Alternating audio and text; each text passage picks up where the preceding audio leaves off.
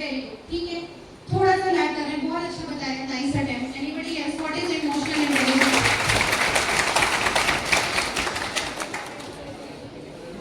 Okay, ठीक है। के साथ हमारे अंदर ये कैपेबिलिटी होना कि हम सामने वाले इमोशन को रिस्पेक्ट कर सकें।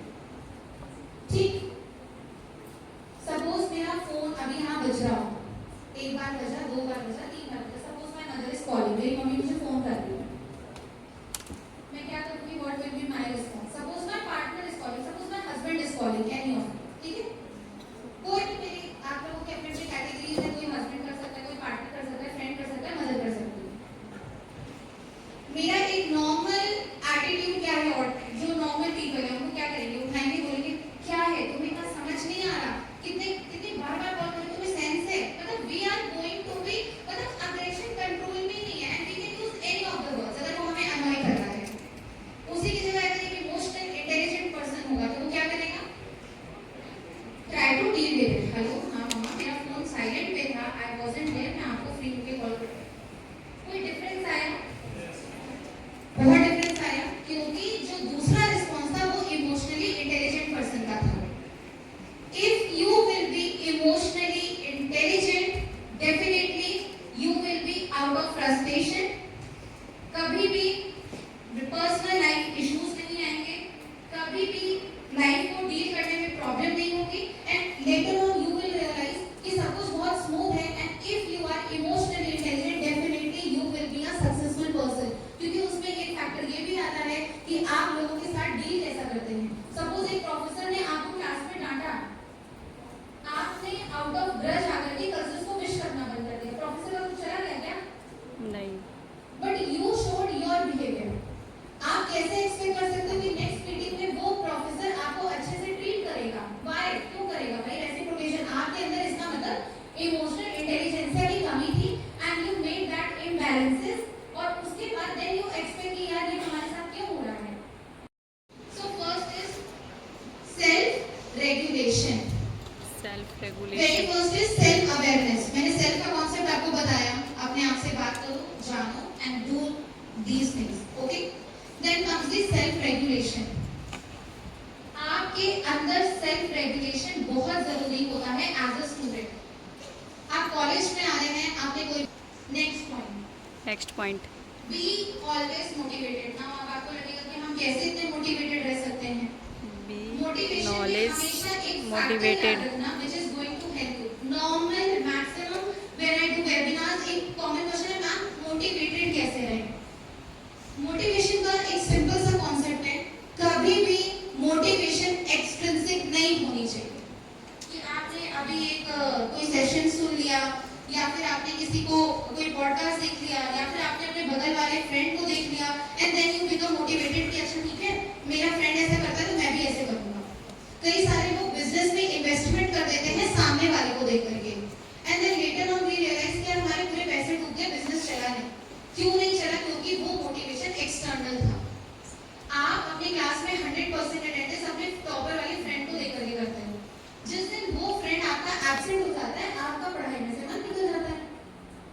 तो प्रॉब्लम क्या है कि वी आर एक्सटर्नली मोटिवेटेड, जब भी दूसरे को देख करके मोटिवेट होगे तो वो टेम्पररी ही रहेगा।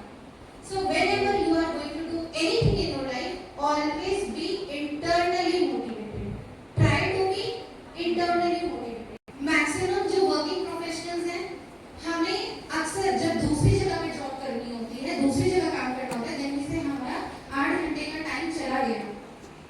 Point is social interaction. Social interaction. कितने लोगों को हैबिट है रील स्क्रॉल करने की? Raise your hand, simply try to be honest, सही से बताओ, नोबडी इज गोइंग टू जज यू। कितने लोगों को यहाँ पर रील स्क्रॉल करने की हैबिट है? मैक्सिमम टाइम पे जब फ्री होते हैं तो वी आर लुकिंग टू वो 30 सेकंड्स का वीडियो स्क्रॉल, चाहे वो मुझे नहीं है। हाथ उठा। एवरीवन फाइन,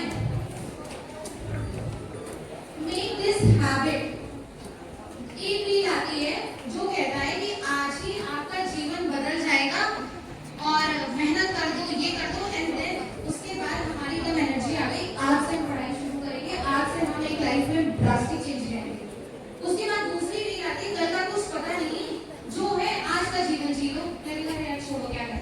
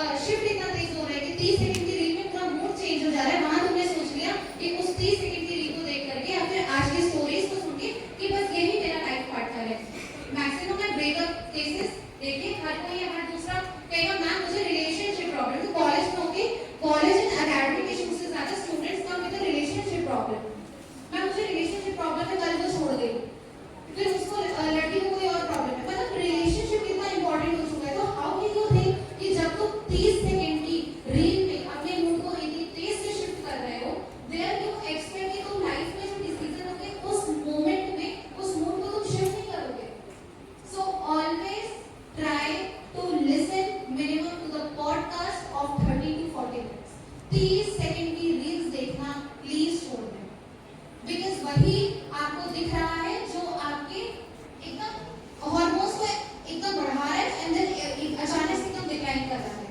एक एक्सीडेंट का वीडियो उठाना उसके लिए और ये को कैसे हुआ, तब वो दूसरे को भी दिखाएगा, तीसरे को भी दिखाएगा, चौथे को भी। क्या हुआ? इमोशंस फ्लक्चुएट हो रहे हैं ना। तो सबसे पहले एक चीज, अगर इंस्टाग्राम बहुत चलाते हो या फिर कोई भी सोशल नेटवर्किंग साइट बहुत ज्यादा चलाते हो, उसको अनइंस्टॉल कर दो एंड देखना फ्रीक्वेंट हैबिट होगी कि फिंगर उसी ऐप पे जाएगी, जब मोबाइल में दिखेगा then you will feel like दोबारा कौन इंस्टॉल करेगा, लेट इट बी। तो 4-5 दिन इस हैबिट को करके देखो। मॉर्निंग में जब रेडी होते हो, try to read as maximum as you can. मैंने कहा ना सोशल स्किल्स पे अपने काम करो। सबसे पहले एक्टिव लिसनिंग आएगी। जितना ज्यादा सुनोगे, जब तुम्हारा क्लास चल रहा है, व्हेन योर प्रोफेसर्स आर, उनको ध्यान से सुनो। उनके अंदर में उनके 25 साल 30 साल के करियर की वो सारी किताबें वो तुम्हें कंपाइल करके बता रहे, तुम्हारी बेस्ट अपॉर्चुनिटी है। उनको उस टाइम में गेन करने की कोशिश करो। Try to listen to the podcast. सुबह में जब आप रेडी होते हैं, आप ब्रश कर रहे हैं, जैसे हमने क्या किया, बहुत हो गया I love listening to the music, और क्या गाने बज रहे हैं, वो आपको रट चुके हैं, पूरे याद है। पॉडकास्ट को सुनो ना। बुक्स की आजकल समरीज आपको मिल जाती हैं, उन बुक्स को लिसन करने की कोशिश करो। So try to develop active listening. जितना ज्यादा सुनोगे, उसके बाद रिलेटिवली रिलेटेड है कि उतना अच्छा बोलोगे, उतनी अच्छी इम्पैक्टफुल कम्युनिकेशन कर पाओगे। एंड ऑलवेज उसके बाद आपका इफेक्टिव कम्युनिकेशन हुआ। And last but not the least is your gesture, your non verbal cues. आप कैसे बैठते हैं, आप कैसे बात करते हैं, आपके जेस्चर्स क्या हैं, आपके फेशियल एक्सप्रेशन कितने अच्छे हैं। हमेशा इस चीज को बहुत अच्छे से बनाएं। मतलब दोनों से पहले तो आपकी थर्ड चीज पहले आनी चाहिए, आपके अंदर नॉन वर्बल। कितने बच्चे होते हैं जो बहुत ही अच्छी लैंग्वेज में बात करते हैं, बहुत डेकोरम के साथ बात करते हैं कि टीचर उनकी बात मान जाता है। स्कूल में कितने बच्चे कितने नोटोरियस थे और इतने डिस्ट्रक्टिव थे कि अगर वो गेम्स पीरियड पूछने के लिए प्रिंसिपल ऑफिस चले गए तो पक्का है कि प्रिंसिपल ने कैंसिल कर देना कि आप नहीं जाएंगे। So that is very important. जब आप कल को इसके बाद इंटरव्यूज में जाएंगे, तो सबसे पहले personality development is a very important part. तो आज का ओवरऑल कंक्लूजन ये है कि अपने अंदर try to become self aware, who I am. मैं वाकई में क्या हूँ, मैं यहाँ 4 साल क्या करने आया हूँ, and what exactly I have to do. And maximum students एक स्ट्रेस, मैम मुझे स्ट्रेस हो गया, मैम मुझे बहुत स्ट्रेस है, मैम मुझे रात में नींद नहीं आती है, मैम मुझे ओवरथिंकिंग होती है। अपने पूरे दिन के बाद एक एक्टिविटी जरूर करिएगा, अपनी 10 खामियां और अपनी 10 खूबियां लिखिएगा एक पेपर। यू विल फाइंड कि 10 अपने फ्लॉज को लिख दोगे, बट 10 खूबियां लिखने पे तुम्हारी पेन 3-4 खूबियों के बाद रुक जाएगी कि और मुझमें क्या अच्छा है। You will ask yourself and then you will find कि मुझे तो मेरे बारे में नहीं पता, बाकी पूरा दिन हमने फोन पे दूसरों का हालचाल लेने में निकाला। So try to take out the time for yourself. First know about yourself. And जिस दिन आप अपने आप को जान गए, अपनी कैपेबिलिटीज को जान गए, उस दिन आपकी एनर्जी आपके गोल्स में काम करना शुरू। So that's all.